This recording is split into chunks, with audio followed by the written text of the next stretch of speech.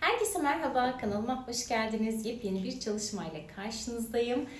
Instagram üzerinden takipçilerimle yapmış olduğum anket sonucunda istenen modellerden birisiydi bu görmüş olduğunuz pamuk makrome ipiyle çalıştığım çanta. Benim de çok hoşuma gitti. Değişik güzel bir proje dedim. Ve bu çantayı çalıştım. Farklı bir örümü var. Modelini çıkarmak biraz zamanımı aldı. Ama sizler tabii ki benim videomu izleyerek daha kolaylıkla ne yapabilirsiniz? Bu çantayı örebilirsiniz. Gerçekten şahane, kutu gibi çok güzel bir çanta oldu. Şöyle gösterelim bakın. Duruşu çok güzel. Bu şekilde iki şekilde de kullanılabiliyor. Böyle de kullanabilirsiniz.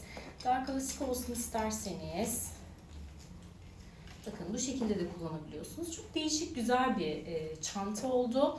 Dediğim gibi örümü çok kolay değil ama sizler benim videomu izleyerek rahatlıkla örebilirsiniz. Nasılsa baştan model çıkarmanıza gerek yok. Videoda bütün detaylardan bahsettim ama öncelikle şunu söylemek istiyorum. Tam olarak mantığını anlamadan lütfen direkt ipi alıp çantayı denemeye çalışmayın. Öncelikle böyle basit gündelik kullanabileceğiniz ne diyelim ona müsvedde iplerle bir modeli deneyin. Baktınız mantığını anladınız. Özellikle şu alt kısımlarını bakın şu kısımlarında. Buraları bir deneyin. Mantığını anladıktan sonra normal asıl ipinizi alın ve şu şekilde örün. Çünkü mantığını anlamadan direkt olarak tam kavramadan başlarsanız daha sonra yapamadığınız takdirde ne diyelim ona emeğiniz boşa gidebilir, çöpe gidebilir. Bu durumda da bana lütfen sarmayın. Evet. Dediğim gibi pamuk makrome ipiyle çalıştığım Sensi'nin 3 rengini kullandım. Siyahtan 1,5 yumak, bu bej renginden 1,5 yumak, bu turuncudan da yarım yumaktan daha az miktarda ip kullandım. Şu detaylar zaten şöyle bakın tuhafiyelerde mevcut. Onlara gösterirseniz sizlere yardımcı olurlar. Güzel, zevkli, tatlı bir çalışma oldu. Umarım sizler de beğenmişsinizdir. Nasıl buldunuz yorumlarınızı çok merak ediyorum. Bu arada örmemi istediğiniz farklı projeler olursa lütfen onların görsellerini benimle paylaşmayı unutmayın. Şöyle bakın. Çantanın detaylı fotoğraflarını Instagram hesabından paylaşacağım. Oradan da beni takip edebilirsiniz. Şöyle tekrar gösterelim bakın. Güzel, cici bir çanta oldu. Biraz ağır. Bir de bu çantada özellikle şunu söyleyeyim. Ben 3,5 milim tığ kullandım. Bilerek sıkı sıkı ördüm. Normalde kullanmış olduğum ip 3,5 milimlik bir ip değil aslında. Daha kalın bir ip. Ama ben böyle tok ve güzel dursun diye sıkı sıkı örmek amacıyla küçük numaralı tığ kullandım. Onu da size tavsiye ederim. Yani biraz örüm zor oluyor ama ortaya çıkan sonuç güzel olsun diye düşündüm. Çünkü bence önemli olan hani ne kadar sürede yaptığınız değil, ortaya çıkan ürün. O yüzden de sizlere de küçük numara tığ kullanmanızı tavsiye ediyorum. Tığ bilgisini söyledim, iplikleri söyledim. Diğer detaylar zaten videomda mevcut. O zaman videoma geçmeden önce lütfen kanalıma abone olup beni desteklemek amacıyla da yorum yapmayı unutmayın. İyi seyirler.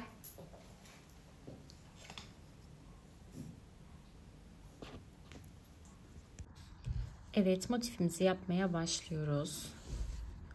Hemen motifimizin ortası için şöyle bakın siyah ipimizle 16 tane ikili trabzan yapıyoruz sihirli halka içerisine. Sihirli halkamızı yapıyoruz. İçerisinde 16 tane ikili trabzan yapıyoruz. Şimdi bu noktada turuncu ipimi alıyorum. Siyah ipimi koparıyorum artık siyah iple. Şu aşamada işimiz olmadığı için siyah ipimi kopardım. Ve arka noktaya sabitledim. Şimdi turuncu ipimi alıyorum.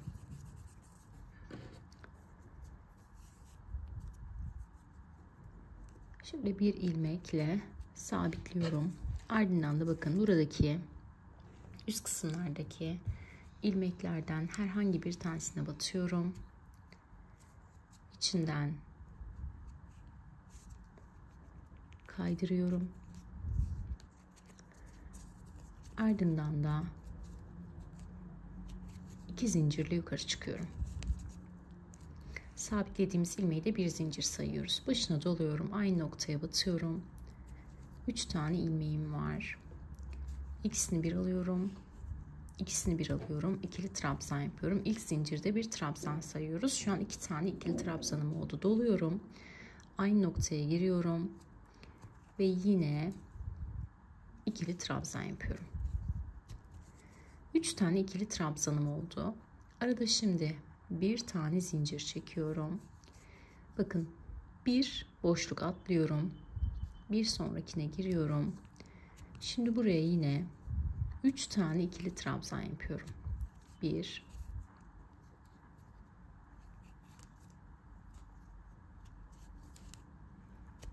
2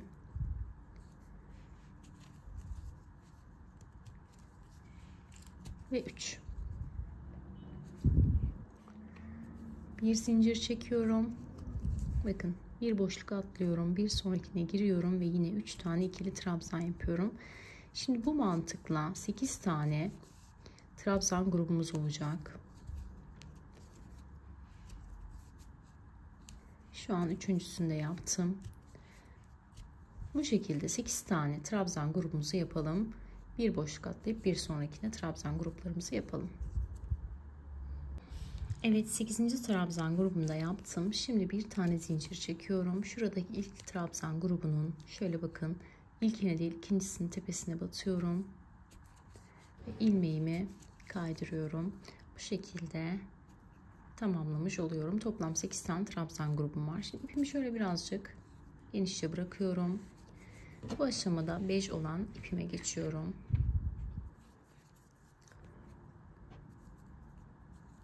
Yine şöyle bir sabitleme yapıyorum. Ardından da bakın, şu bir zincirlik kısımlarımız var ya, buradan şöyle bir tane atladığımız ilmek vardı. Doluyorum. Bu ilmeğe şöyle batıyorum üstten. İlk ikisini birlikte alıyorum. Ardından şu bir zincirlik kısma giriyorum. İlmeğimi böyle arkadan alıyorum. Kalan üçünü birlikte alıyorum. Buraya bir tane trabzan yapmış oluyorum. Şimdi arada 4 tane zincir çekiyorum. Doluyorum. Yine bakın, bu kısma, şu alt kısma giriyorum. Buraya batıyorum. Şöyle bir tane ilmek çıkarıyorum. İlk ikisini birlikte alıyorum. Üst kısma bir zincirlik kısmı batıyorum. Ve kalan üçünü birlikte alıyorum. Şimdi bu şekilde trabzanlarımı yapıyorum. Yine 4 zincir çekiyorum. Bu kısma batıyorum. Ardından bir sonraki kısma batıyorum. Üçünü tek seferde çekiyorum. 4 zincir. Doluyorum. Dolamadan da yapabilirsiniz. Giriyorum. Buradaki 2 ilmeği alıyorum. Şimdi bu kısma batıyorum. Kalan üçünü tek seferde çekiyorum. Bir kez daha göstereyim. 4 zincirimi çektim. Doluyorum. Şu kısma bakın. Giriyorum. Bir ilmek çıkarıyorum. Ardından ikisini birlikte alıyorum. Daha sonra şu kısma giriyorum. Ve üçünü birlikte alıyorum. Evet. Şimdi sıra sonuna kadar aynı işlemi tekrarlayalım. Evet, sıra sonuna doğru geldim. Şimdi 4 tane zincirimi çekiyorum. Şöyle ilk başladığım, bakın, trabzanın tepe noktasına batıyorum. Ve ilmeğimi kaydırıyorum. Şöyle ipimi uzunca bırakıyorum. Şimdi şu turuncu kısma tekrar geliyorum. Turuncuyla devam ediyoruz. Şöyle arkada bakın bırakmıştık direkt. Bir tane zincir çekiyorum. Ardından da şöyle iç kısımdan turuncu ipimi geçiriyorum. Şimdi doluyorum. Bakın, aynı noktaya burada tutmuşken de şöyle bir tane daha zincir çekiyorum ve burada bir tane trabzan yaptık. Şimdi doluyorum. Şu kısma batıyorum. İkisini birlikte alıyorum. Ardından doluyorum. Arka kısma batıyorum. Ve şöyle bakın, 2 ilmeği birlikte kaydırıyorum. Burada bir tane trabzan yaptık. Şimdi doladım. Bu kısımdan batıyorum. İkisini birlikte alıyorum. Ardından dolamadan bu boşluğa giriyorum ve 2 ilmeği kaydırıyorum. Bakın, bu noktaya 2 tane trabzan yapmış olduk. Toplam 3 tane trabzanım var. Doluyorum. Bir de tekrar şuradaki trabzanın tepesine geliyorum. İkisini birlikte alıyorum. Şuradaki zincirli kısma giriyorum. Şimdi direkt ikisini kaydırıyorum. Bu şekilde burada toplamda 4 tane ikili trabzanımız olmuş oldu. İlk trabzan grubumuzu yapmış olduk. Şimdi 2 tane zincir çekiyorum. Bakın doluyorum. Şuradaki trabzanların ilkinin, turuncu trabzanlarımın tepesinde şöyle batıyorum. 2 ilmeği birlikte örüyorum. Ardından şu zincirli kısmı batıyorum. Kalan 2 ilmeği kaydırıyorum. Doluyorum. Şimdi ikinci trabzanın tepesine geliyorum. İkisini birlikte örüyorum. Dolamadan bakın direkt bu zincirli kısma giriyorum ve kaydırıyorum. 2 tane trabzanım oldu. Doluyorum. Şimdi tekrar ikinci trabzanın tepesine bir tane daha yapıyoruz.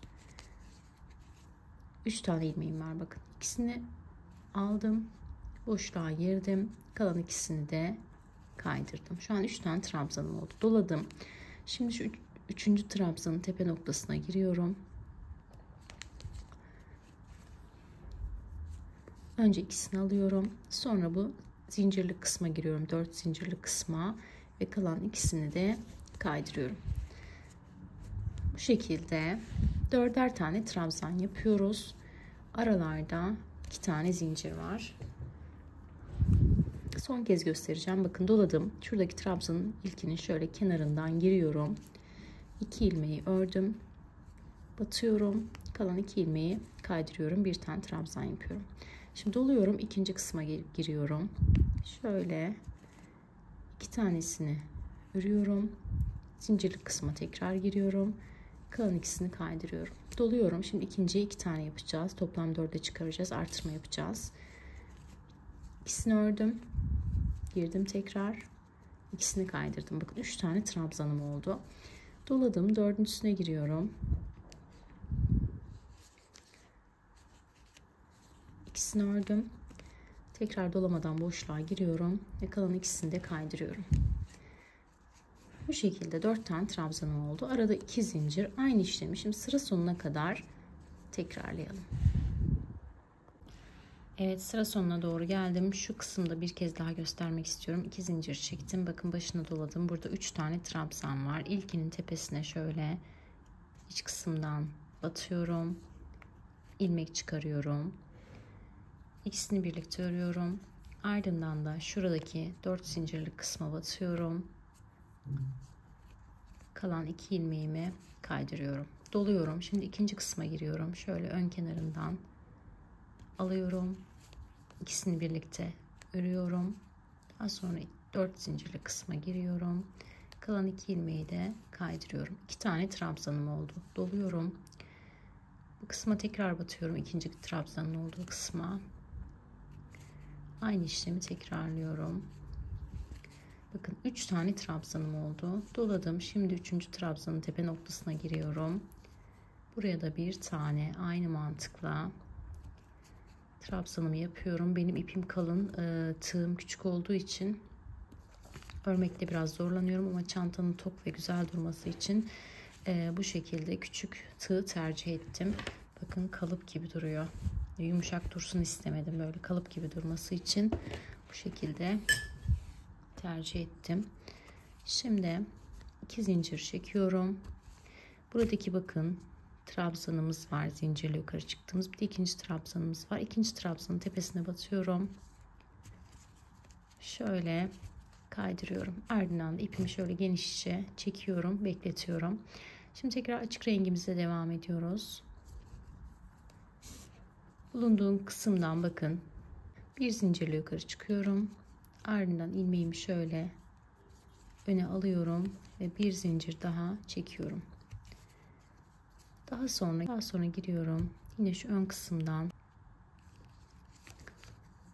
şöyle ilmek alıyorum. İlk ikisini birlikte örüyorum. Boşluğa giriyorum yine zincir boşluğuna. İkisini kaydırıyorum. Burada 2 tane ikili trabzan yapmış olduk. Şimdi 5 tane zincir çekiyorum. Doluyorum. Bakın yine geldim. Buradaki trabzanın tepe noktasına giriyorum. 2 tane ilmeğim var. İkisini birlikte alıyorum. Şimdi zincirli kısma giriyorum. Kalan ikisini kaydırıyorum. Doluyorum. Tekrar bakın aynı noktaya giriyorum. 3 ilmeğim var. İkisini aldım. Şimdi şuradaki 2 zincirli kısma girdim. İlmekleri şöyle kaydırıyorum. Bir kez daha yapalım. 5 zincir çekiyorum. Doluyorum. Şöyle bakın. İlmek çıkarıyorum. İlk ikisini birlikte alıyorum. Sonra zincirli kısma giriyorum. İkisini kaydırıyorum. Doluyorum. Aynı noktaya tekrar giriyorum. İkisini birlikte alıyorum. Ve kaydırıyorum. Şimdi bu şekilde sıra sonuna kadar aynı işlemi tekrarlayalım. Evet, sıra sonuna geldim. 5 zincirimi çekiyorum.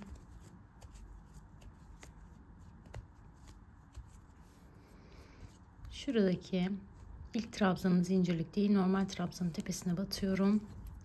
Ve ilmeğimi kaydırıyorum. Şöyle uzunca da çekip bekletiyorum. Şimdi bir üst sıraya geçiyoruz. Yine turuncu ipimizle devam ediyoruz. Evet, şimdi turuncu ipimi şöyle ilmeğimi öne alıyorum. Ve 2 zincirle yukarı çıkıyorum. Bunu bir trabzan sayıyorum. Şimdi ikincisine giriyorum. İpimi şöyle 5 zincirli kısmı şöyle arkaya veriyorum. Buraya bir tane ikili trabzan yapıyorum. Doluyorum. Şimdi aynı noktaya bir tane daha trabzan yapıyorum. Toplam bakın 3 tane trabzanım oldu. 4. trabzanın tepesine giriyorum. Buraya da bir tane ikili trabzan yapıyorum. Doluyorum. 5.'sine de giriyorum. Ve bir tane daha ikili trabzan yapıyorum. Şu toplamda 5 tane ikili trabzanım oldu. Arada 2 zincir çekiyorum. Doluyorum. Yine şuradaki bakın 4 tane trabzanımız var. İlkinin tepe noktasına batıyorum. Buraya bir ikili trabzan yapıyorum. Şu 5 zincirli kısımlar artık arkada kalıyor. Böyle boyut kazandırmak için yapraklarımıza. İkincisine giriyorum. İkili trabzan. İkincisine tekrar ikili trabzan. Bir sonrakine girdim. İkili trabzan. Bir sonrakine girdim. İkili trabzan. Yani aslında her trabzanın tepesine birer tane batıyoruz. Sadece ikincisine çift batıyoruz. Arada 2 zincir. Şimdi şu 5 zincirli kısmı arkaya veriyorum. İlk trabzanımın tepe noktasına bir tane trabzan yapıyorum. İkincisinin tepe noktasına 2 tane trabzan yapıyorum. Üçüncüsüne bir tane. Dördüncüsüne de bir tane trabzan yapıyorum. Toplamda bakın 5'er tane ikili trabzanım oluyor. Şu zincirli kısımlar arkada kalacak. Evet, bu şekilde arada 2 zincir 5 trabzan şeklinde sıramızı tamamlayalım. Evet, sıra sonuna geldim. 2 zincir çektim. Şuradaki bakın trabzanın tepe noktasına atıyorum. İlmeğimi kaydırıyorum. Şimdi burada bakın 5 tane trabzanımız vardı. 1, 2, 3, 4, 5. Şimdi bir zincir çekiyorum. Buraya bir sık iğne yapıyorum. Ardından da doluyorum. Şu orta noktada kalacak trabzana bakın. 5 tane trabzanımız var ya. 1, 2, üçüncüsüne giriyorum. Ve buraya 7 tane ikili trabzan yapıyorum. Aynı noktaya.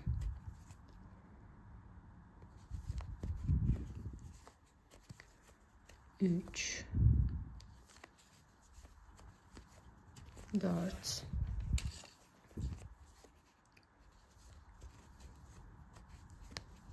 5, 6 ve 7.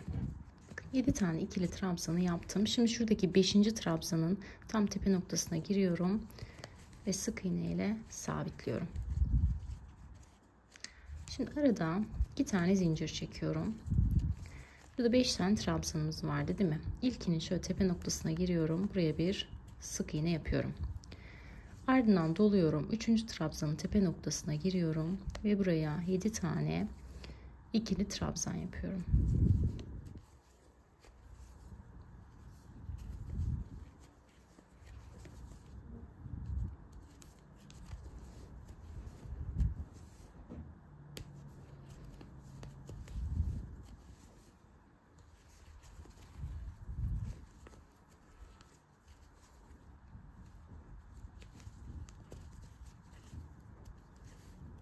Evet, 7. trabzanı da yaptım. Şuradaki 5. trabzanın tepesine bakın. 1, 2, 3, 4. 5.'nin tepesine giriyorum ve buraya sık iğne ile sabitliyorum. 2 zincir çekiyorum. İlk trabzanın tepe noktasına sık iğne yapıyorum. Doluyorum. 1 zincir atlayıp bir sonrakine 7 tane trabzan yapıyorum.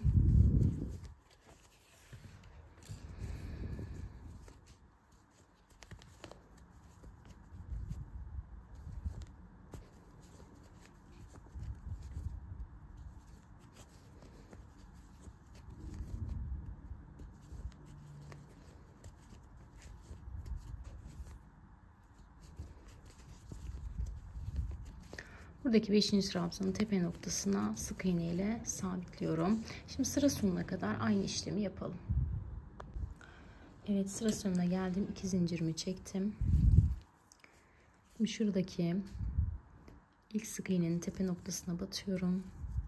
İlmeğimi kaydırıyorum ve bir zincirle sabitliyorum. Artık turuncu ipli olan işimiz bitti. Papatya motifimizi yaptık. Şimdi ipimi kesiyorum.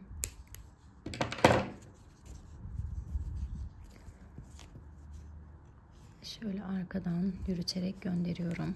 Sonra bunları temizleyeceğim. Şimdi bej ipimizle devam ediyoruz. Açık renk ipime geçiyorum. Şöyle ilmeğimi öne alıyorum. 2 zincirle yukarı çıkıyorum. Bunu bir tane trabzan sayıyorum. Doluyorum. Şimdi aynı noktaya giriyorum. İlmek çıkarıyorum. İkisini birlikte alıyorum. Ardından şuradaki 2 zincirli kısma batıyorum. Ve ilmeklerimi kaydırıyorum. Burada 2 tane trabzanım oldu. Doladım. Şimdi tekrar bu kısma batıyorum. İkisini birlikte alıyorum. 2 zincirli kısma giriyorum. İkisini de kaydırıyorum. Bakın bu noktada 3 tane trabzanım oldu. Şimdi doluyorum. Şuradaki 5 zincirli kısımlarımız vardı. Buraya geçiyorum. 1 2 3 4 5 tane trabzan yapıyorum. Doluyorum. Geliyorum, bak şurada 2 tane trabzanım var. İlkinin tepe noktasına batıyorum. İkisini birlikte alıyorum. Şuradaki 2 zincirli kısma batıyorum. Kaydırıyorum. Bir tane trabzan yapıyorum. Doluyorum, aynı noktaya giriyorum. Yine ikisini birlikte alıyorum. Şöyle 2 zincirli kısma batıyorum. İkisini kaydırıyorum. 2 tane trabzanım oldu. Doladım. Şimdi bir sonraki trabzana giriyorum. Buraya da yine bir tane trabzan yapıyorum. Toplamda 3'e çıkarıyoruz bu sırada trabzanlarımızı ön kısımlarda. Bakın bu kısımlarda 3'e çıkarıyoruz. Ardından doluyorum. Arka kısma 5 tane trabzan yapıyorum. Şimdi sıra sonuna kadar aynı mantıkla sıramızı tamamlayalım.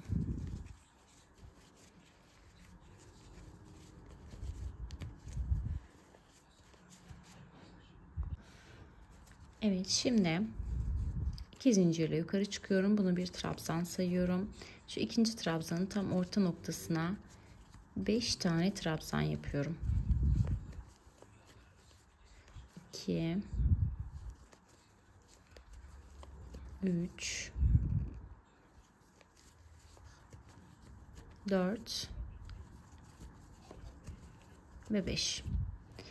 Bir trabzan yaptık. Birinci trabzanın tepesine, ikinci trabzanın tepesine 5 tane trabzan yaptık. Şimdi üçüncü trabzanın tepesine de yine bir tane ikili trabzan yapıyorum.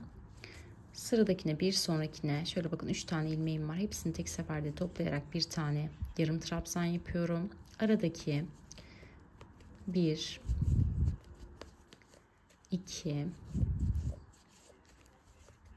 3 4 5 6 7 8 9 10 11. 11 tane ilmeğin üzerine sık iğne yapıyorum. Doluyorum. Bakın sıradakine yarım trabzan yapıyorum. Geliyorum yine şuradaki üçlü trabzanın birincisine ikili trabzan yapıyorum. İkincisine 5 tane ikili trabzan yapıyorum.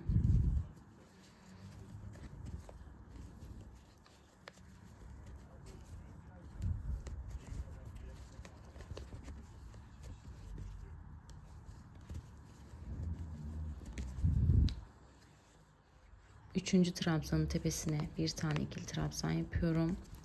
Sıradakine bir tane yarım trabzan yapıyorum. 11 tanesine yine sık iğne yapacağım. Yine yarım trabzan, bir trabzan, 5 trabzan, bir trabzan, yarım trabzan, sık iğne şeklinde devam edecek. Yani şurada yaptığımız işlemi diğer kısımlarda uygulayacağız. Toplamda 4 tane şu beşli trabzanın olduğu kısımlar olacak ve artık motifimize kare şeklini vermiş olacağız. Sıra sonuna kadar aynı işlemi tekrarlayıp dönelim.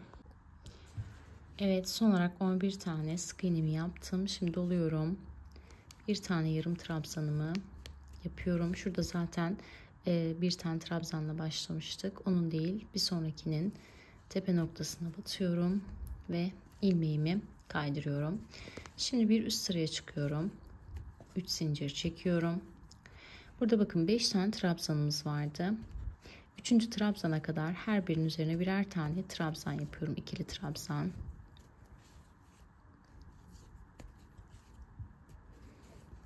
Evet, 3 tane trabzanımı yaptım. Şimdi tam ortadaki 3. trabzanın tepe noktasına geldim. Bu noktaya 2 tane trabzan yapıyorum. Bura bizim köşe noktamız olacak. Arada 2 zincir çekiyorum. Aynı noktaya batıyorum ve yine 2 tane trabzan yapıyorum. Bakın bu şekilde kare şeklimiz tam olarak ortaya çıkacak. Şimdi aradaki bütün trabzanların tepesine birer tane yapıyoruz. Şuradaki 3. trabzanın tepe noktasına gelince şu köşeyi bir kez daha göstereceğim. Şimdi ara noktalara her trabzanın tepe noktasına birer tane daha trabzan yaparak ilerliyorum. Yalnız bakın şu nokta biraz tepede görünüyor. Bu noktayı kamufle etmek için bu kısımlara yarım trabzan yapacağız. Yani şuradaki 5 tane trabzanın sık iğnenin tepesine yarım trabzan yapacağız. Şimdi buraya kadar ikili trabzanla devam ediyorum.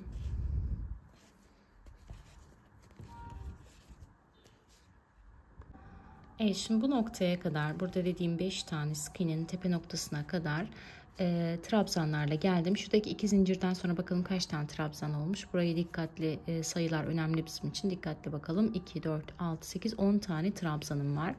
Şimdi doluyorum.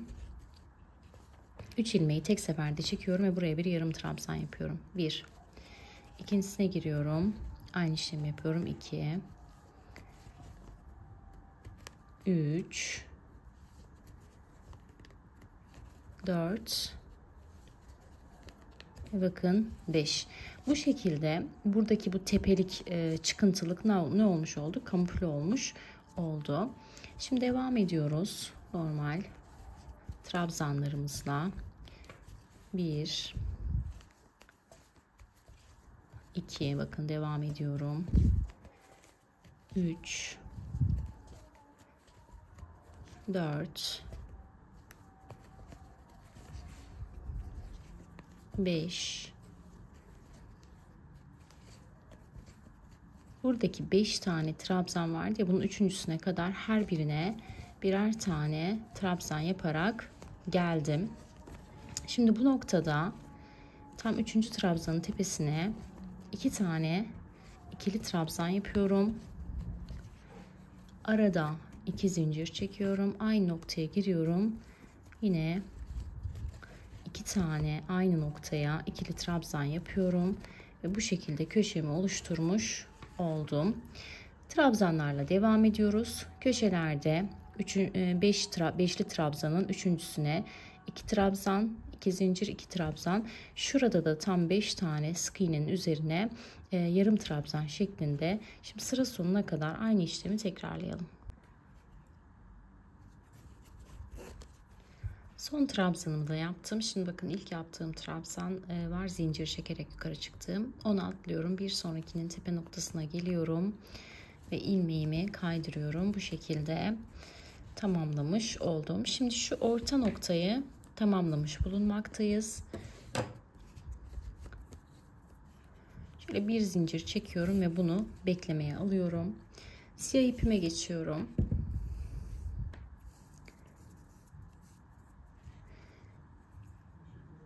Siyah ipimle hemen şöyle bulduğum herhangi bir noktadan giriyorum. Sabitliyorum. Ardından aynı noktaya batıyorum ve bir tane sık iğne yapıyorum. Daha sonra her trabzanımın tepe noktasına birer tane sık iğne yaparak ilerliyorum. Köşe noktaya kadar, buradaki 2 zincirli kısma kadar. Şimdi bu noktaya geldiğim zaman boşluğa giriyorum. Bir tane sık iğne yapıyorum. Arada bir zincir çekiyorum. Boşluğa tekrar giriyorum. Bir tane daha sık iğne yapıyorum. Ardından normal trabzanlarımın üzerinden her birine birer tane batarak ilerliyorum. Burada sadece köşede artırma yapıyoruz. Onun dışında her bir trabzanın tepesine birer tane sık iğne yaparak ilerliyoruz. Bakın bu şekilde. Şimdi köşe noktaya kadar gelelim. Köşe noktada şurada yaptığımız işlemi bir kez daha göstereceğim. Evet, trabzanların üzerine sık iğneleri yaparak geldim. Şimdi köşe noktadayım. Buraya hemen boşluğa giriyorum. Bir sık iğne. Aradan bir zincir. Tekrar boşluğa giriyorum.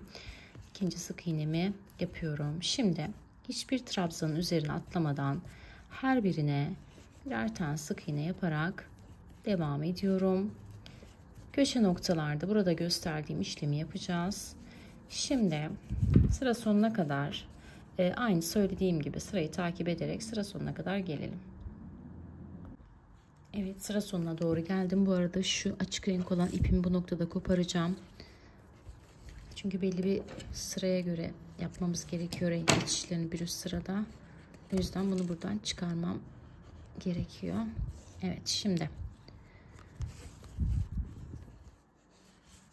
sık iğnelerimi yaparak başladığım noktaya kadar geliyorum. Şurada bakın ilk başladığım sık iğnenin tepe noktasına batıyorum ve ilmeğimi kaydırıp sabitliyorum. Bunu da bu noktada kesiyorum. Şimdi şöyle elimle güzel bir düzelteyim. Şu bir zincirlik 2 sık iğneli kısımdan başlayarak şu üstteki modelimize geçiş yapıyoruz. Şimdi açık renk ipimi alıyorum. Şöyle sabitliyorum. Ardından da bakın şuradaki bir zincirlik kısma batıyorum. İlmeğimi kaydırıyorum. Ve şöyle 3 zincirli yukarı çıkıyorum. Kaydırmayı da bir zincir sayıyorum. Ardından doluyorum. Bakın aynı noktaya giriyorum. 3 tane ilmeğim var. İlk ikisini birlikte alıyorum. Kalan ikisini bekletiyorum. Hemen bu noktada siyah ipimi devreye sokuyorum. Şöyle ikisinin içinden çıkarıyorum. Bu arada şöyle açık renk olan ipimi hafif çekiyorum. Ardından doluyorum. Bakın bir sonraki direkt sık iğne boşluğuna giriyorum. Bir tane ikili trabzan yapıyorum. Doluyorum. Bir sonraki sık iğne boşluğuna giriyorum. Bu arada şu diğer ipleri de aradan yürütüyorum. Mutlaka yürütmemiz gerekiyor. İlk ikisini alıyorum. Bakın ikinci siyahı bitirmek üzereyiz. Son ikisini de diğer renge geçiyorum. Arkadan yürütüyorum diğer rengi. İçinden geçiriyorum. Ardından şimdi siyahı arkaya gönderiyorum. Yine aradan yürüteceğim. Doluyorum. Sıradakine batıyorum. İkisini birlikte alıyorum. İkisini birlikte alıyorum. Burada bir açık rengimle ikili trabzan yapıyorum. Doluyorum. Bir sonraki sık iğne boşluğuna giriyorum. Bakın ikisini birlikte alıyorum. Kalan ikisini bekletiyorum. Bu noktada hemen siyah ipimi şöyle arkadan alıyorum. İkisinin içinden geçiriyorum. Doluyorum. Sıradakine giriyorum. İkisini aldım. İkisini de alıyorum. Bir tane trabzanımı normal tek renk yapıyorum. Bu arada diğer rengi de şöyle mutlaka sıkıştırıyorum ki aralarda boşluklar görünmesin. Doluyorum. Bir sonrakine giriyorum.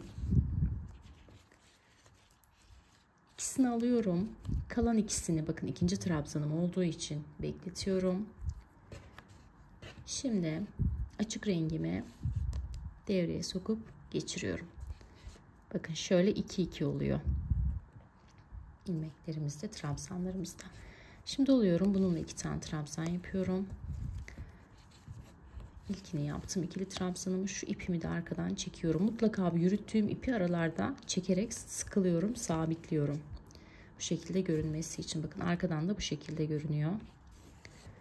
Şimdi doluyorum. İkinciyi yaparken şöyle 2 tanesini alıyorum. İkisini bekletiyorum.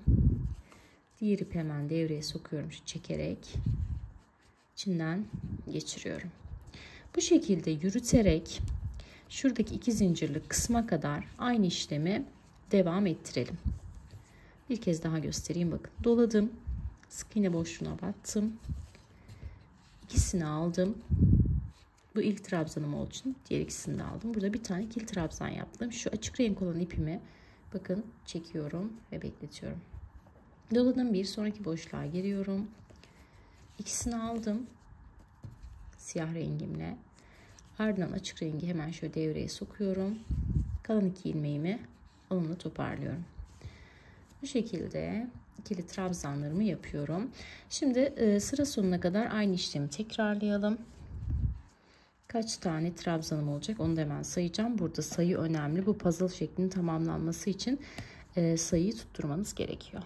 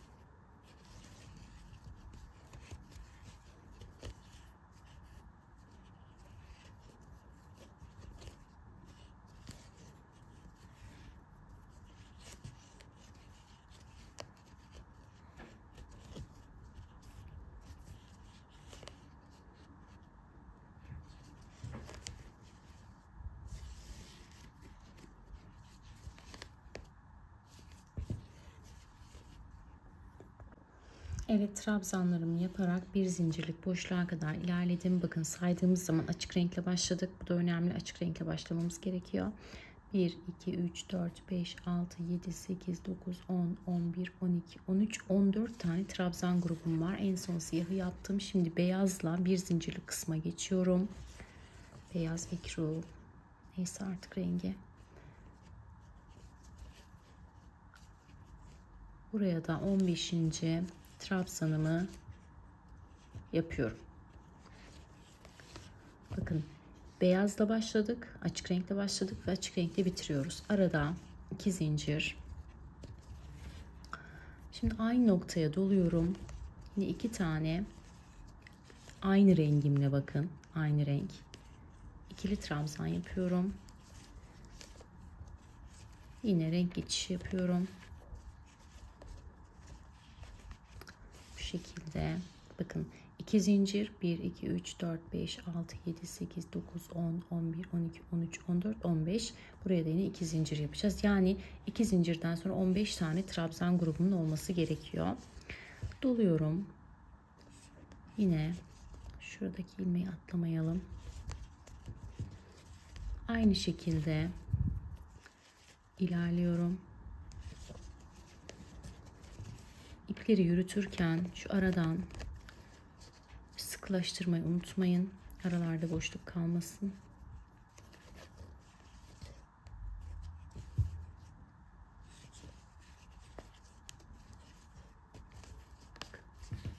Arkadan da sıkılıyorum elimle.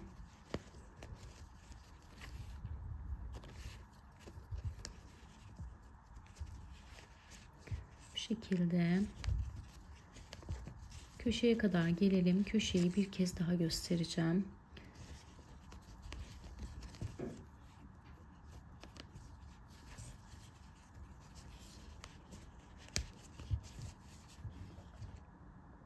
Evet, geldim köşe noktaya, bir zincirli kısma. Şöyle batıyorum. Bir trabzan yaptım aynı noktaya. İkinci trabzanım.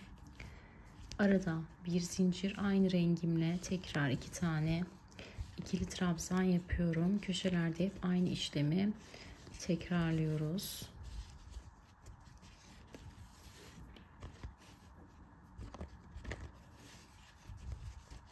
Evet. Şimdi bu mantıkla sıra sonuna kadar devam edelim. Buradaki trabzan sayımız önemli. Renk geçişleri önemli. Köşelere mutlaka açık rengin gelmesi gerekiyor. Aradaki sayının, şu bakın, 2 zincirleri tuttuktan sonra şu kısımlardan şöyle 15 tane trabzan grubu olması gerekiyor. Şimdi sıra sonuna kadar aynı işlemi devam edelim. Dediğim gibi sayılara ve renklere dikkat edelim. Sıra sonunda bir diğer sıraya geçişte görüşelim. Evet, şimdi bakın sıra sonuna geldim. Şöyle bütün köşelerimi tamamladım. Bakın köşeye neyle başlamıştık? Beyazla başlamıştık. Şimdi tekrar beyaza geçiyorum.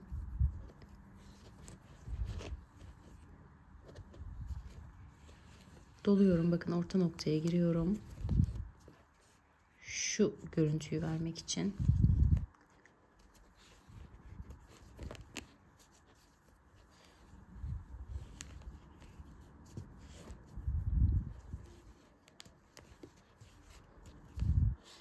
Evet, şimdi bir zincir çekiyorum.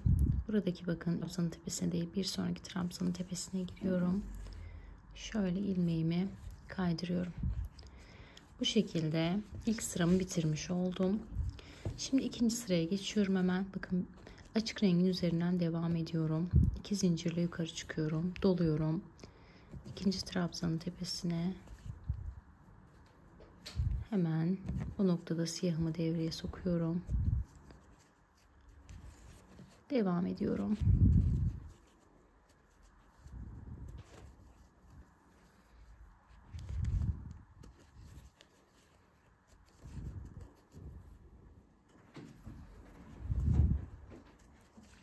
Şimdi bu şekilde şu köşeye kadar gelelim. Köşede bakın şu noktada artırma yapacağımız için bu noktada siyah ipi devreye sokarak burada bir köşe oluşturacağım. Onu göstereceğim hemen. Şöyle model üzerinden gösterelim bakalım. Burası bizim yaptığımız, şu an beraber yaptığımız sıra. Şu an ikinci sıraya geçtik. Bu köşe oluşturmayı da göstereceğim. Şimdi bu noktaya kadar gelelim. Devam edeceğiz.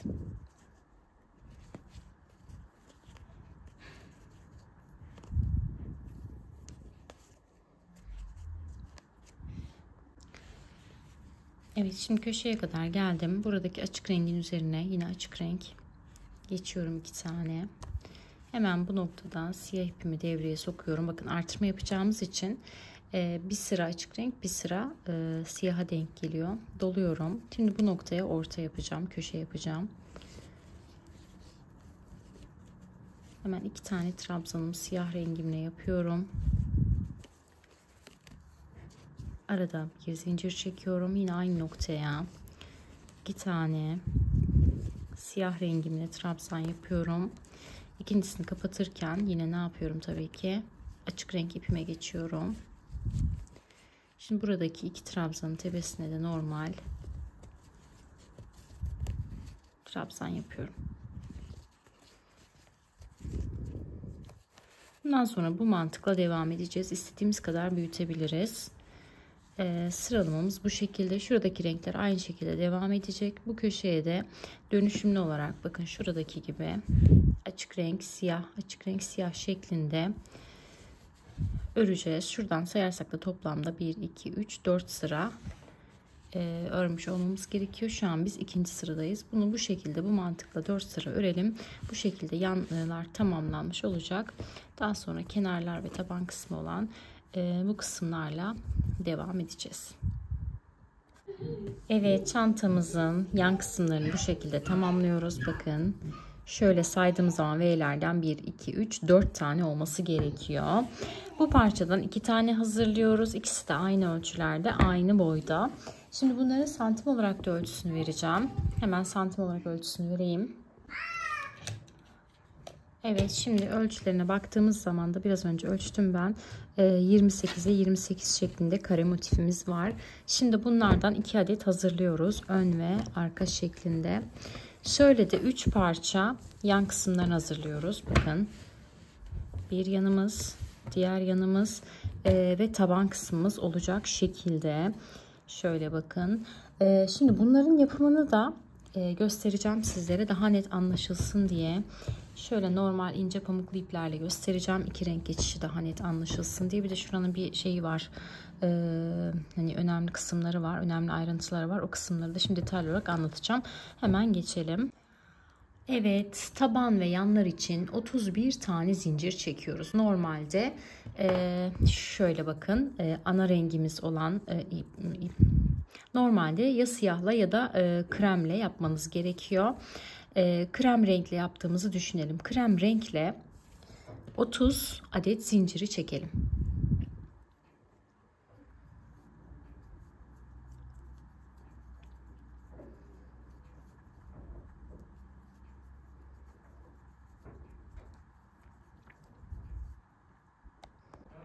Evet, 30 tane zincirimi çektim. Şimdi bakın 3 tane zincirle yukarı çıkıyorum. Doluyorum. Şu 30. zincirimin içerisine giriyorum ve buraya bir şöyle ikili trabzan yapacakmış gibi ikisini alıyorum. İkisini bekletiyorum. Şu sonradan çektiğim 3 zinciri bir trabzan sayıyorum. Şimdi ikinci trabzana geçiyorum. Hemen bu aşamada renk geçişimi devreye sokuyorum. Bakın bu şekilde. Şimdi devam ediyorum. 2 tane bu rengimle trabzan yaptım. Şimdi ikinci rengime geçiyorum.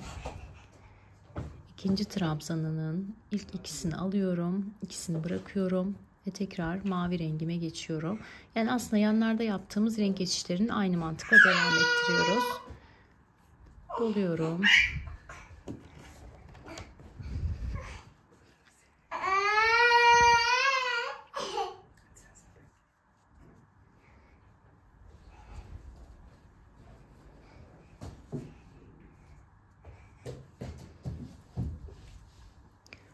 Bu şekilde şöyle başladık ya trabzan grubundan birinci grup, ikinci grup, üçüncü grup. Toplamda böyle 15 tane grup olacak şekilde modelimi ilerletiyorum.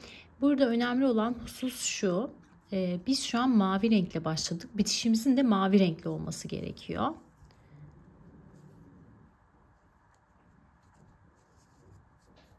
Bakın bu şekilde ilerleyerek devam ediyorum.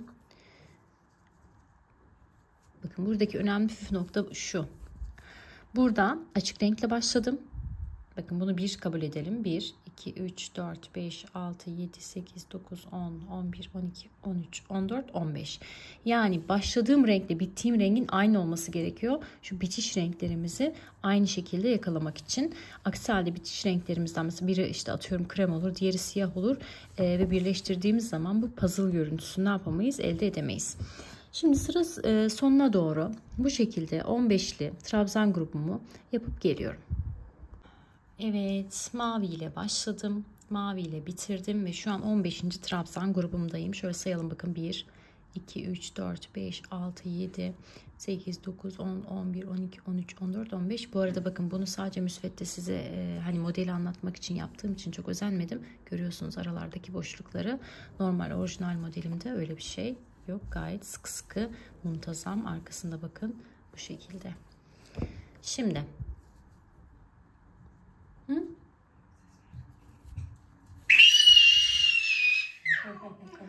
evet bakın.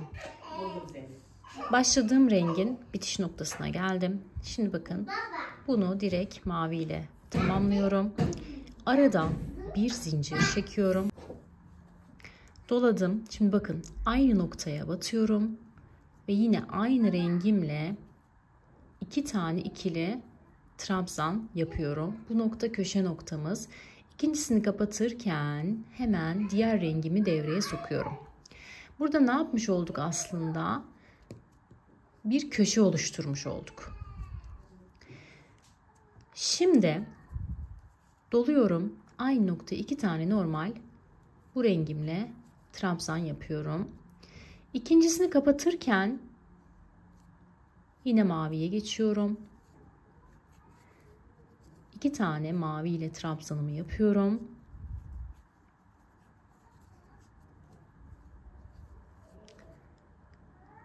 Şimdi bu noktada önemli bir ayrıntı var. Şuraya yaptığımız köşenin, bakın bu köşenin aynısını bu noktaya da yapacağız. O yüzden mavi ipimle devam ediyorum. Arada bir zincir çekiyorum ve yine 2 tane mavi rengimle trabzan yapıyorum. Şunun karşı noktasına gelecek şekilde. Bakın ilkini yaptım. İkincisini şöyle karşı noktasına gelecek şekilde batıyorum. Bakın ikincisini kapatırken de yine diğer ipimi devreye sokuyorum. Bakın bunun önemli olan püf noktası bu. Buraya bir köşe yapıyoruz. Arada 2 tane normal trabzan yapıyoruz. Bu noktaya tekrar köşe yapıyoruz. Yani şu görüntüyü vermek için bir bu taraftan köşe oluşturuyoruz. Bir de bu taraftan, buradan da normal trabzanlarımız devam ediyor. Evet, harikasın.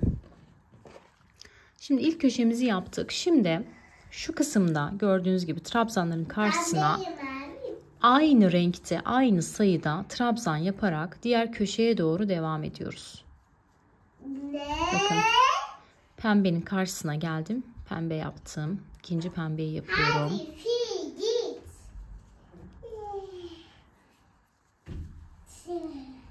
Şimdi mavinin karşısına bakın, şu kısma batıyorum.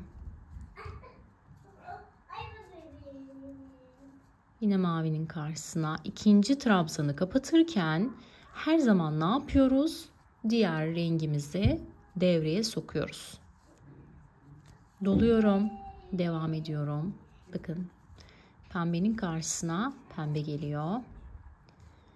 İkinci rengi yaparken de diğer rengimi hemen devreye sokuyorum.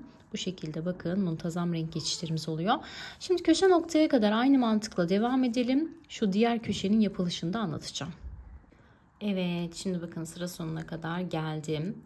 Şu maviden itibaren saydığımızda 1, 2, 3, 4, 5, 6, 7, 8, 9, 10, 11, 12, 13, 14. Şimdi 15.'ye geçiyorum. Mavi ile 15.'yi yapıyorum. 15.'yi yaptıktan sonra ne yapıyorduk?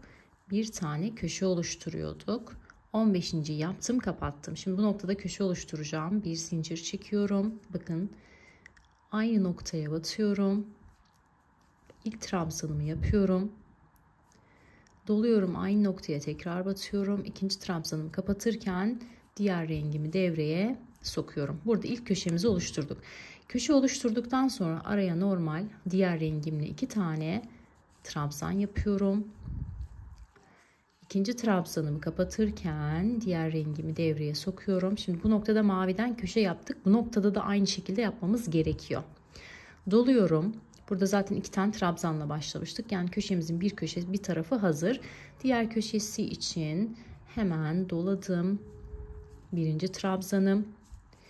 Doladım aynı noktaya. İkinci trabzanımı yapıyorum. Arada bir zincir çekiyorum ve bakın şuradaki zincirle çıktığımız trabzana değil, ikinci trabzanın tepe noktasına batıyorum ve ilmeğimi kaydırıyorum. Bu şekilde köşemizi oluşturmuş olduk. Bakın tabanımızı oluşturduk. İşin zor kısmını hallettik. Buraya kadar anladıysanız, buradan sonraki sırada da mantığını kavrarsanız bu şekli çok kolay yapabilirsiniz. Şimdi devam ediyorum. Bir üst sıraya çıkıyorum. Hemen 2 zincirle yukarı çıktım. Bakın bulunduğum noktadan direkt mavi ile devam ediyorum. Şimdi alttaki renk neyse onu devam ettirerek ilerliyoruz. Bakın bir sonrakine battım. Mavi ile ikinci trabzanımı yapıyorum. İkinci trabzanı yaparken diğer rengi ne yapıyorduk? Bitiş noktasında devreye sokuyorduk. Şimdi doladım. Şimdi pembe kısma geçtik. Sadece bu sıraya özgü bir şey yapacağız. Şimdi bakın şurada bir genişleme var ya. Burada yine ikili trabzanlarla devam edersek burası çökük durur. Bakın zaten görüyorsunuz bir çöküntü oluştu orta kısımda. Bunu önlemek amacıyla sadece bu sıraya özgü şu aradaki 1, 2, 3, 4, 5, 6, 7, 8, 9, 10, 11, 12, 13. Buradaki 13'lü grubu üçlü trabzan şeklinde öreceğiz. Şöyle bakın. 3 tane ilmeğim var. 1, 2, 3. Doladım. İkincisine geçtim. 1, 2 ve 3. Doladım. Bir sonrakine giriyorum. 1, 2, 3. Doladım. Bir sonrakine giriyorum. 1, 2 ve 3. Bakın üçlü trabzan yaptığımız zaman buradaki bu çöküntüyü bu sırada halletmiş olacağız. Diğer sıralarda yine ikili trabzanla devam edeceğiz. Sadece bu sıraya özgü olarak üçlü trabzan yapıyoruz.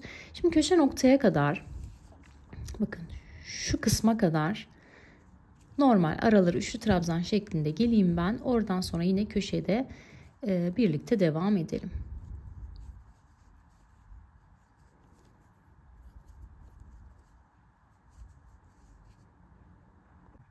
Evet, üçlü trabzanlarımla köşeye kadar geldim. Bakın şu maviyle bir zincirli kısım benim ilk köşe noktam. Şimdi mavinin üzerine yine mavi yaparak devam ediyorum. Artık üçlü trabzanları şu kısımda yapıyorduk. Burada normal ikiliye dönüyorum köşe olduğu için. İkincisini de mavi ile başlıyorum. Bakın şimdi modelde artırma olacağı için bakın köşeye geldiğim noktada bir üst sırada diğer rengi devreye sokuyorum. Şimdi pembe rengi direkt devreye sokuyorum. Köşede artırmayı bir zıt renkle yapıyoruz. Ya bakın zaten sırada o denk geliyor. Hemen pembe rengimle orta noktada artırmamı yapıyorum. Bundan sonraki bütün sıralarda böyle yapacağız. Lütfen buna dikkat edin. Köşe noktaya geldiğim zaman arada bir zincir. Yine pembe rengimle 2 tane trabzanımı yaptım. İkincisini kapatırken yine diğer rengimi ne yapıyorum? Devreye sokuyorum. Bakın burada artırma yaptık. Köşemiz büyüdü. Şuradaki diğer renk olan mavili trabzanlarımın üzerine yine trabzanla devam edeceğim.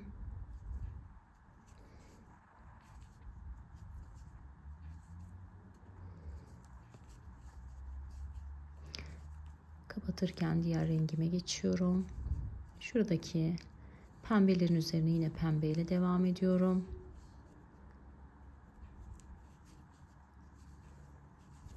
Evet, köşedeki maviye geldik. Tekrar yine maviye geçiyorum.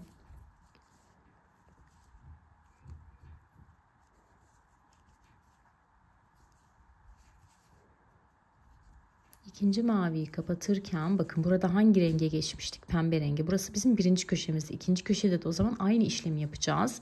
Hemen pembe rengimi devreye sokuyorum. Buraya köşemi yapıyorum.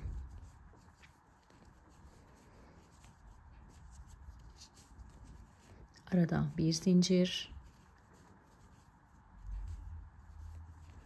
İkinciyi kapatırken diğer rengimi devreye sokuyorum. Şimdi bu noktalarda bunlarda üçlü trabzan yapmıştık. Karşısında da eşitliği sağlamak açısından yine üçlü trabzan yapacağız. Hemen üçlü trabzanımı devreye sokuyorum.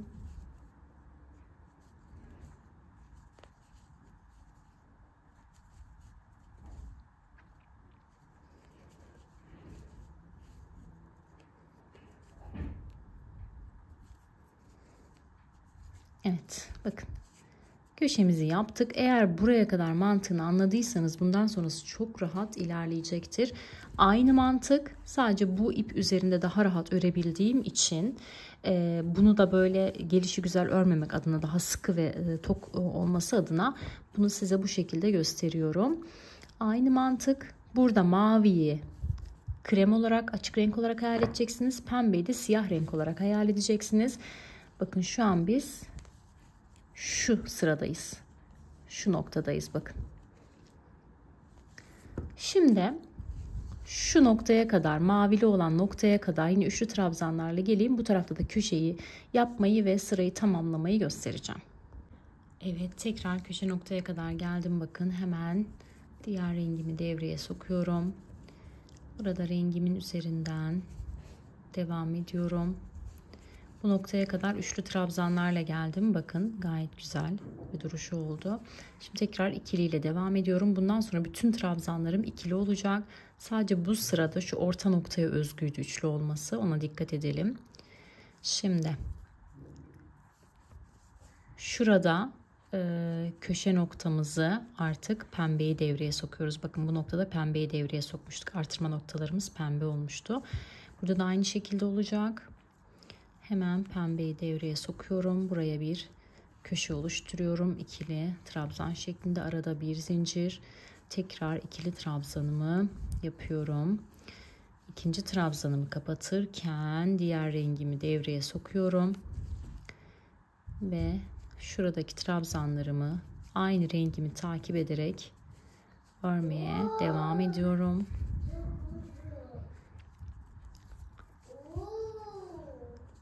Bakın burada aynı şekilde devam ediyoruz. Sadece şu birer zincirlik noktalardan artırmamızı yapıyoruz.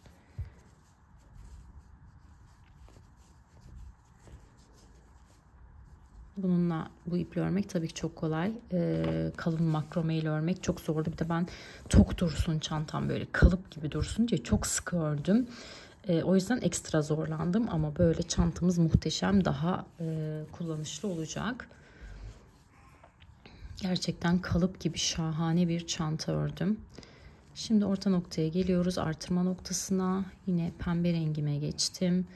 Buraya 2 tane trabzan yapıyorum. Arada bir zincir. Aynı noktaya yine 2 tane trabzanımı yapıyorum. İkincisini kapatırken diğer rengimi devreye tabii ki sokuyorum. Hemen şurada geliyorum. Bakın 2 tane zincirim vardı. Pardon, 2 tane trabzanım vardı. İkincisini tepe noktasına batıyorum. İlmeğimi kaydırıyorum. Şu alttaki ilmeği de çekiyorum. Ve bu şekilde devam ediyoruz. Şu an 2 sıra ördük. 2 sıra daha aynı mantıkla devam edeceğiz. Bakın biz şu an şu noktayı bitirdik. 2 sıra daha aynı mantıkla devam edelim. Bu şekilde 3 tane parça hazırlıyoruz. Şimdi ben ölçülerini de vereceğim, santim ölçülerini size. Kaç santimmiş?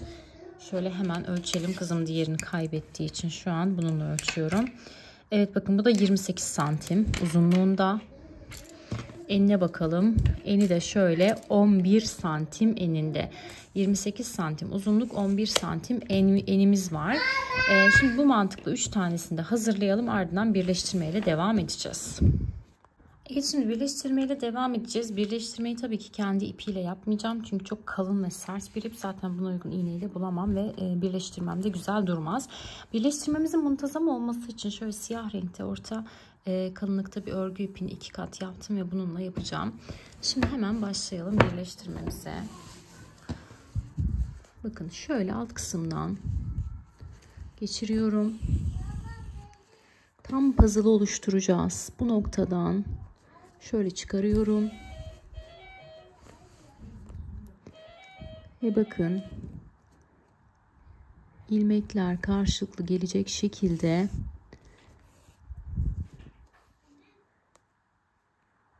birleştirmemi yapıyorum.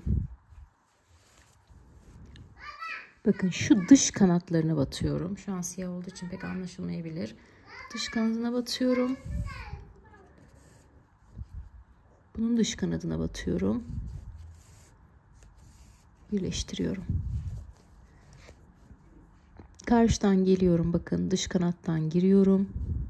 Bunun dış kanadı, bunun da şöyle iç kısmından giriyorum. Ve birleştiriyorum. Sonra bunun tarafından giriyorum. Bakın normal örgülerde yaptığımız gibi aslında birleştirme yapıyorum. Burada böyle bir tek çizgimiz oluşacak. Şu kısımdan da bir batalım. Daha sağlam ve sabit görünsün.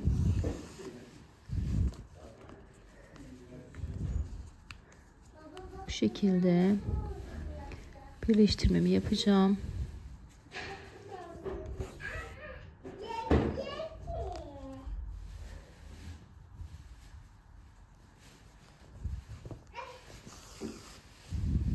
Bakın şurayı biraz bozuk yaptım. Onun üzerinden tekrar geçeceğim. İstediğim görüntü tam olarak bu. Bunun için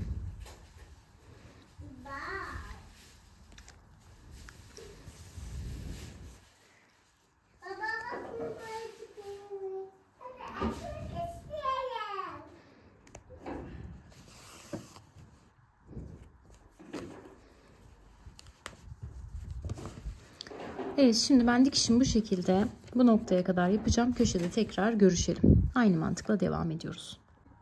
Evet, bu şekilde boydan boya dikiyoruz. Diğer tarafa da aynı şekilde. Şimdi şu ortanın bakın birleştirmesini de yapacağız.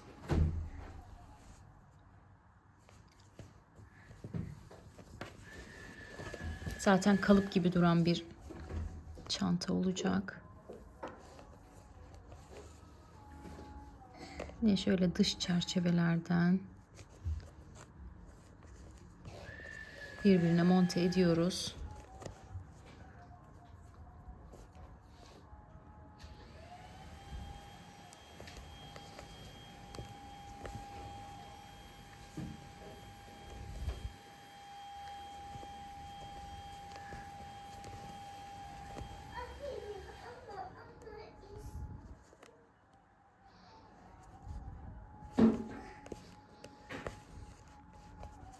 Bakın bu şekilde şöyle diktikçe de şeklimiz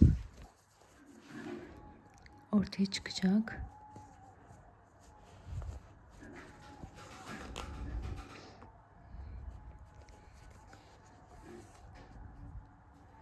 Şimdi ince dikiş ipine geçtim. Çünkü diğer ipim çok sağlam gelmedi gözüme. Bu ince dikiş ipi ama çok sağlam. Zaten 2 kat yaptım.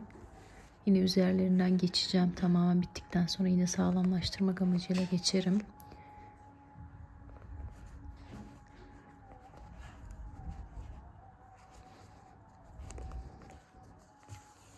Evet, bakın köşemizin birleştirmesini bu şekilde yaptık. Bakın puzzle gibi burada şeklimiz ortaya çıktı.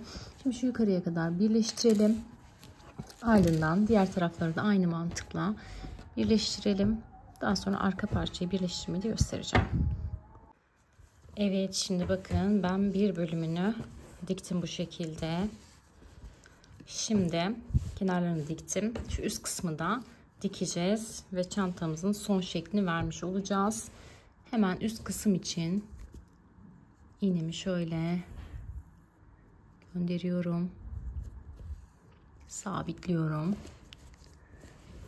Bakın burada önemli olan şu dediğim gibi puzzle olan kısımları birleştirmek.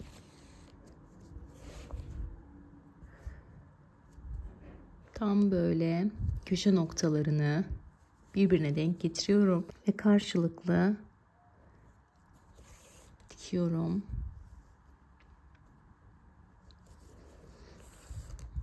Evet, bu şekilde.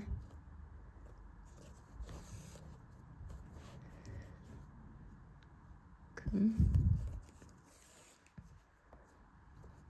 Masada dikmeyi hiç sevmiyorum. Sırf size göstermek için. Çünkü önümde kamera var. Tam ulaşamıyorum. İstediğim düzgünlükte, istediğim intizamda olmuyor.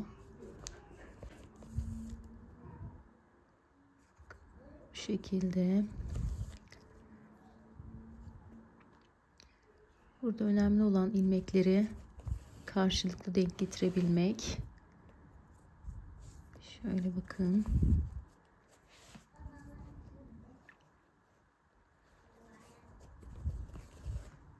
Evet.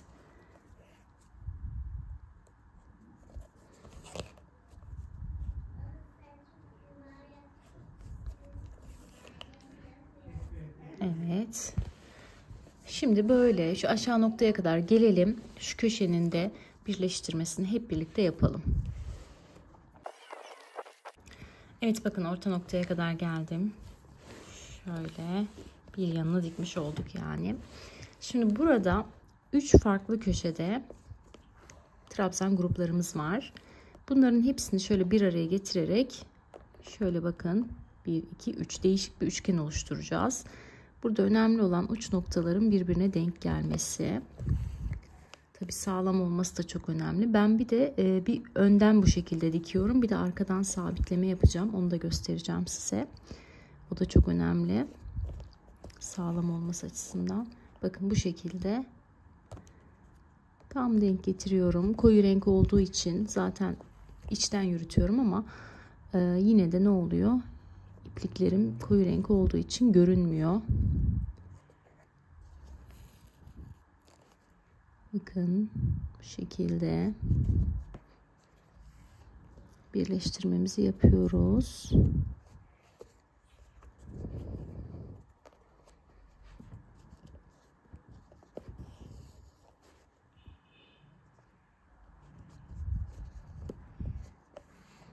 Evet, bakın tam bu noktayı denk getirdiğimiz zaman zaten diğer kısımlar denk gelmiş oluyor. Dediğim gibi aynı puzzle şeklinde olan görüntüyü burada ne yapıyoruz? Birleştirmiş oluyoruz. Bakın bu şekilde. Bu kısmı da birleştirdik. Döneceğiz. Alt kısmı şöyle bakın çantanın alt kısmına dikeceğiz. Bu köşede de burada yaptığımız işlemin aynısını yapacağız. Üst kısma kadar geleceğiz. Bu siyah kısmı dikeceğiz. Burası çantamızın ağız kısmı. Burada dikme yapmayacağız. Bu kısımda da şöyle bakın şu kenar kısımlardaki şu görüntüyü vesaire engellemek, tam düz bir bitiş olması açısından bir sıra yarım trabzan veya da sık iğne geçeceğim. Onun duruma göre bakalım. Şimdi buraları tamamlayıp dönüyorum. Evet, kenarlarından da bakın diktim. Çantamız formunu aldı. Şimdi bir şey daha göstereceğim. Bakın en tepe noktaya kadar geldim. Şimdi bu noktadan şöyle ipimi geriye alıyorum arkaya. Bunlardan sabitliyorum. Daha sağlam dursun diye. Çantamı ters çevireceğim ve bütün bu kısımlarından sabitleyeceğim. Bakın. Bu şekilde.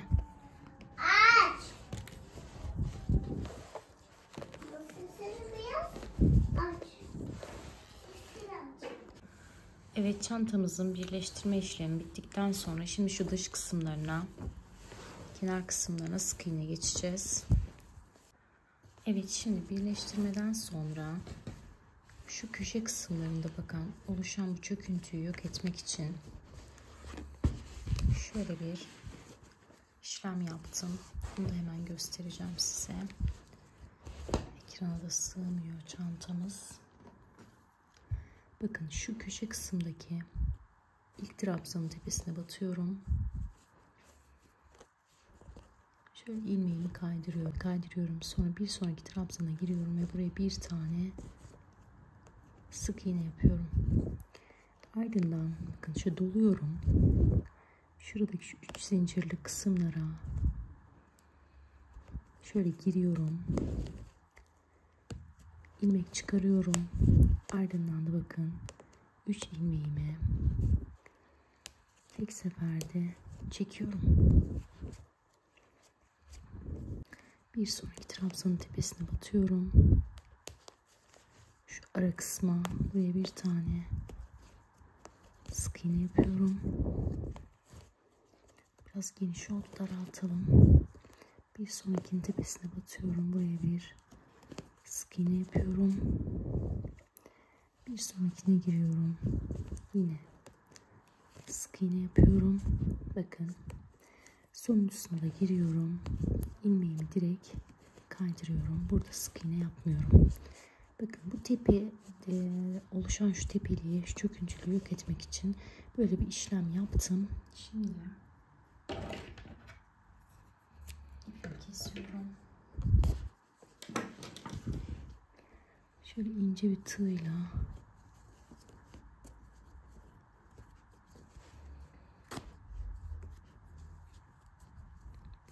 arkadan yürüteceğim.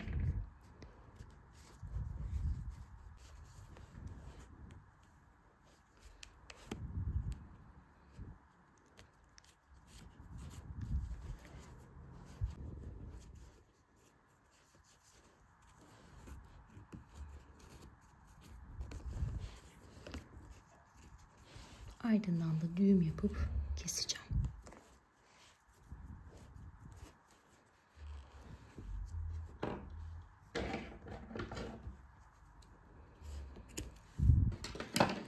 En azından buradaki bu çöküntüyü yok etmiş olduk. Şöyle şimdi çantamıza baktığımız zaman şu güzel bir ütü yapacağım ve içine dik durması için tela denilen bir astar aldım. Onu uygulayacağım. Onu da ilk defa uygulayacağım. Bu zamana kadar bir sürü çanta ördüm ama ilk defa böyle dik kalıp gibi durması için o tela denilen astarı uygulayacağım. Bakalım nasıl olacak. Evet, tela denen bu kumaşı astarı içerisine yerleştirdim. Çok da bir duruşunda bir böyle diklik falan fark etmedim. O yüzden de şu kenar kısımlarından dikerek şu dik şekli vermeye çalıştım. Ve gayet de güzel oldu. Bu arada şu çok ses yapıyor askıları. Şimdi bu askıların yerleştirmesini göstereceğim. Bakın şöyle baktığımız zaman şu açılan V'lerden, beyazlardan değil bir yöndeki siyahlardan dikerek birleştirdim. Şimdi bir tanesini birlikte yapalım. Bakın tam şu siyah noktaya şöyle kalın örgü iğnemi geçiriyorum. Az şöyle arkada ip bırakıyorum. Ardından da bakın şöyle içinden geçirerek bir tur dönüyorum. Aynı noktaya yine şöyle gönderiyorum. Bir kez daha şuradan siyah kısma batıyorum. Bunu şöyle iyice çekiyorum sıkı görünsün diye bakın. Bir kez daha şöyle gönderiyorum. Yani önden baktığımızda şu şekilde bir görüntü olacak. Sonra bunları arkadan şöyle iyice çekiyorum, sıkılıyorum. Görünsün şöyle bakın iyice çekip sıkılıyorum.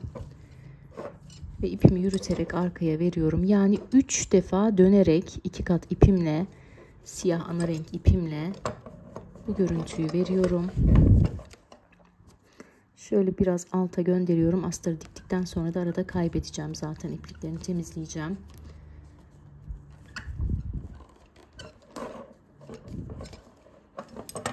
Bakın şu görüntüyü elde etmemiz gerekiyor.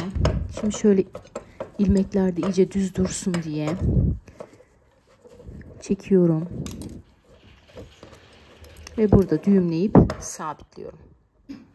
Evet, bu askıları bu şekilde diktikten sonra bakın şu siyah kısımlara biraz önce gösterdiğim gibi dikiyoruz. Tam aynı noktaya denk gelmesine dikkat edin. Arka tarafta da aynı şekilde bakın tam siyah noktaya gelmesine dikkat edin. İçerisinde astar dikeceğim. Astarı da şu noktadan dikeceğim. Ve bu şekilde bu kısımlarda görünmeyecek, içe vermiş olacağız. Şimdi bir de şöyle bir askı var. Bu askıyı da bakın hiçbir örgü vesaire yapmadan direkt bakın şurada tam ayrım noktalarının ortasında 3 tane düz çıkan trabzanımız var. Bunun ortadaki kısmına direkt şuradan geçiriyorum ve bu şekilde sabitliyorum. Diğer tarafı da aynı şekilde bakın 3 tane düz çıkan trabzan grubumuz var. Bunun tam ortadaki siyah kısmına bu şekilde geçirdim ve sabitledim. Evet, çantamız şimdi hazır oldu. Bir tek astarım kaldı. Onda da teknik bir aksaklık oldu makinamla ilgili. Onu da daha sonra dikeceğim. Çantamız bakın bu şekilde. Şimdi üzerinden de güzel bir ütü geçeceğim. Ve bakalım takıp geleyim nasıl oldu. Evet, şöyle çantamızın son bitmiş halini de sizlerle paylaşmak istiyorum. Bakın bu şekilde iki türlü de kullanabiliyoruz. Zaten videonun başında detaylı olarak gösterdim duruşunu vesaire. Evet, buraya kadar beni takip ettiyseniz lütfen kanalıma abone olup yorum yapmayı unutmayın. Başka bir projede görüşmek dileğiyle. Hoşça kalın.